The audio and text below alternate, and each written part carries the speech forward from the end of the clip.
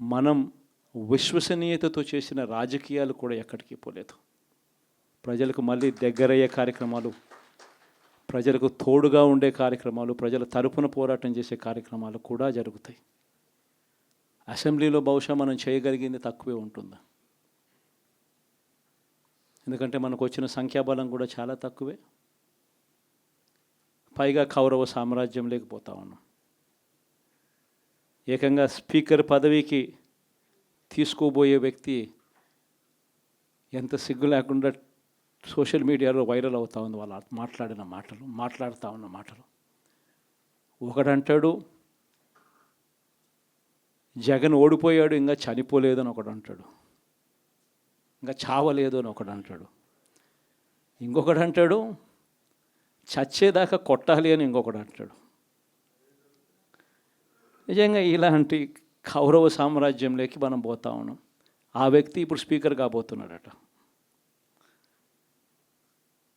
ఇలాంటి పరిస్థితుల మధ్య ఆ కౌరవ సామ్రాజ్యంలో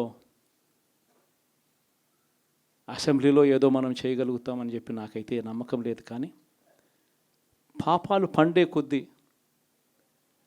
ప్రజలతో కలిసి ప్రజల మధ్య నిలబడి పోరాటం చేసే కార్యక్రమాలు అయితే రాబోయే రోజుల్లో ముమ్మరంగా స్పీడ్ అందుకుంటాయి.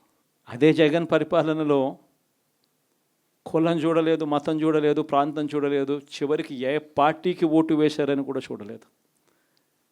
ప్రతి పథకాన్ని డోర్ డెలివరీ చేయించాడు జగన్, మన వైఎస్ఆర్ కాంగ్రెస్ పార్టీ.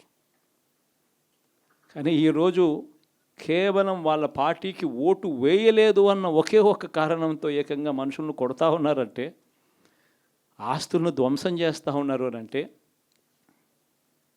ఓటు వేయని వారిని అవమానిస్తూ ఉన్నారు అని అంటే, నిజంగా ప్రతి గ్రామంలోనూ ఇంత అన్యాయంగా వ్యవహరిస్తున్నారు అని అంటే, శిశుపాలని పాపాలు పండడం చాలా వేగంగా పడతా ఉన్నాయి పాపాలు పడ్డే కార్యక్రమాలు.